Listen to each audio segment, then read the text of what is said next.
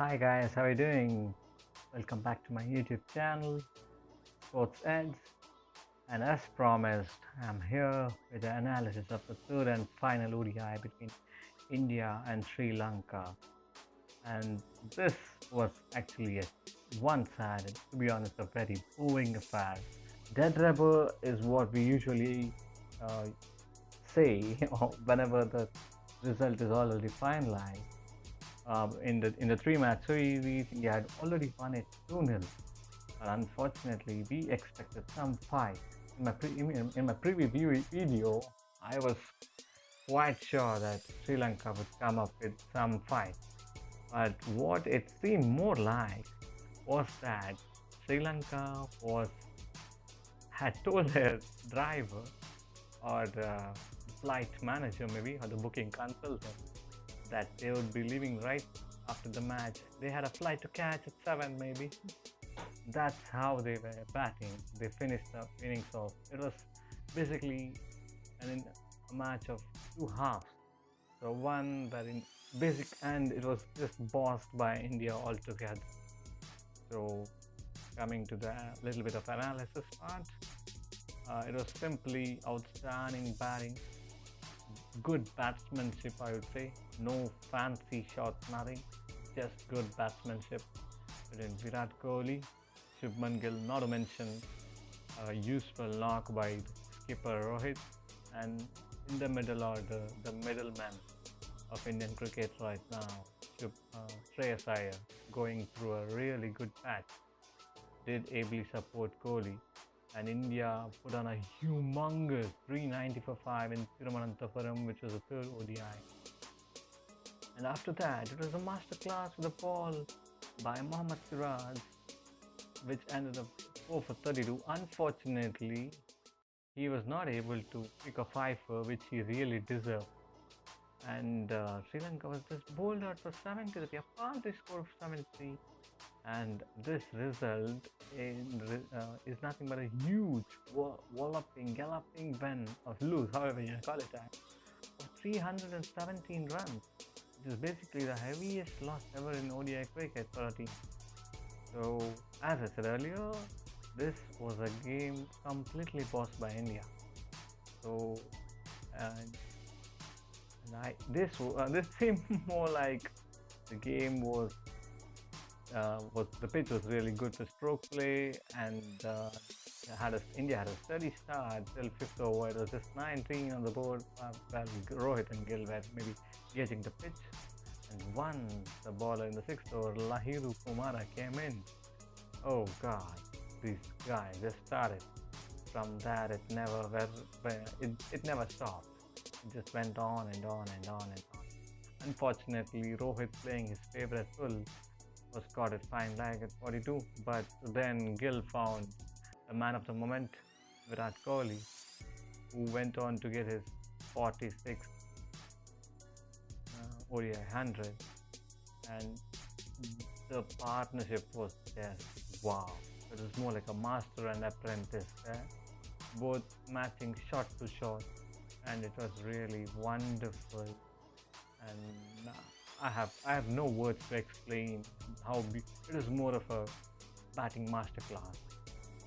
So that's how it was. Then after getting to 100, Shubman got out, maybe trying to up the ante. Then ably Kohli was supported by Shreyas Iyer for some time, who kept up with the momentum. The 32 ball 38.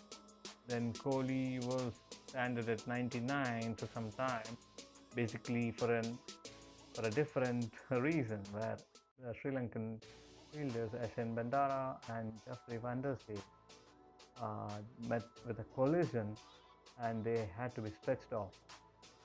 But finally, the 46th ODI turn came through a single as soon as the game resumed, and also kick-started a pace where he was in a boundary hitting spree. He hit 66 of the last 25 he faced, and also gave a perfect finish to land with a massive total. And what looked like a batting beauty in the first half suddenly turned its head under the light, and the paces started with venom. the Siraj, who is going through a purple patch, set the tone to the wicket in his just second over. In the just second over, sorry. Getting Avishka Fernando caught at smartly placed wide slip. Kudos to Rohit there. Well, when you do have close to 400 runs and the opposition is not England, you expect it to win, but surely not the way how India won it. So it was just fun after that. It was just only three bowlers, if you ask me. It was just Siraj, Shami, and Kuldeep. Did have to bowl, and Shreyas did roll his arm over. And by the time it was 22nd over, India had scored, shot them out for 70 odd, so which gave India their largest win, and so does the other way around, the largest defeat. So the learnings, I would say, with this series is Rohit is in good touch. That's really nice.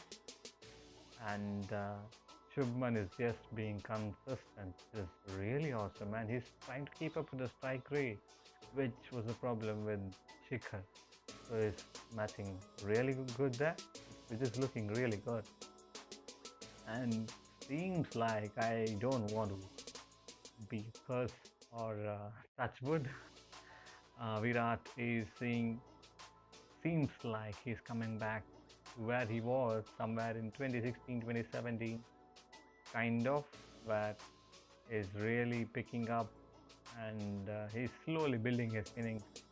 And today's knock was a perfect classical example how he used to build the innings and how he used to close the innings. And even though I expected Ishan to get a game here, well, India thought the other way around, where they thought, okay, this is a World Cup year and we need to stay close as a closely knit side and play regularly the same unit. Okay, kudos to Rohit and Rahul that they did continue, and they did manage to pull in Surya here, but fortunately or unfortunately, the finisher's role was actually taken over by Virat, and nobody else could actually finish. So this is actually a concern for India, wherein we need someone with the intent of Dinesh Karthik. And of course, he should be, it's understandable, finisher's role every day he doesn't work out, but it's more of a scenario.com. So the scenario itself is that way. The middle order batter should know that, okay, I'm coming at this position, so I know I should be ready, and I should be having all zammers in my batting. That's the reason you're there. So that's actually not a great sign, to be honest, because the good part can also be the bad part. What used to happen in 2019, also about during the purple patch of our top three of Indian cricket in ODI, either Shikhar, Rohit or Kohli used to bat almost every other game. So we had a century almost the second or the third game among the top three. So the middle order was struggling. So after that, there comes a patch wherein it could be, it's somewhere in 2020 to 2022, wherein the top order consistently fails and the middle order had to do bulk of the work. That's the reason you've got Shreyas and KL Rahul's numbers are really good. That happens only when your top three are failing consistently. So it's a good sign that now slowly the top order is picking up. Now it's up to the middle order, wherein they should pick up and try copy something from England, where it happens that, okay, top order has done all this work, now it's our duty. So Surya, KL, Akshar, Jadeja, or whoever it is, they will have to think accordingly and make plans and practice. Only then 390 could have gone. If not for Kohli's knock, the total was, I expected somewhere around 350, that's it. Even though India was in really good condition, because the final flourish never came from a new batter. It was only Kohli who was batting from long. So that's actually a worry for me. And From bowling front, okay, it's more to do with nothing much to talk about there. India stocks are high. Only it's only about being consistent, being relentless. And the most important and the point I'm really happy is India has won quite a lot. Is a master in bilateral series, but most of the results have been 2-1 if you observe correctly. So hardly it's been a 3-0 or a clean sweep. It's a good start to win everything and not fail on the one critical occasion which has happened with India in the major marquee tournaments, ICC tournaments, where they fail when it matters the most. More like a South African jinx or RCB jinx, whatever you want to call it as. But it's a good beginning. But don't lose anything. So once winning becomes a habit, so naturally you start feeling comfortable. Naturally your aggressive nature comes in and the instincts take over. So I hope you enjoyed my analysis, and if you are new to my channel, which of course is quite new, so like, share and subscribe, and also please comment on the content which I am sharing, because I'm a new YouTuber, so I do expect to commit mistakes, and only by your comments and your support I can come up and do something really helpful which you guys like. And of course cricket is in my blood, so I enjoy talking about cricket. So yeah, I'm expecting some comments this time, hopefully. Thank you.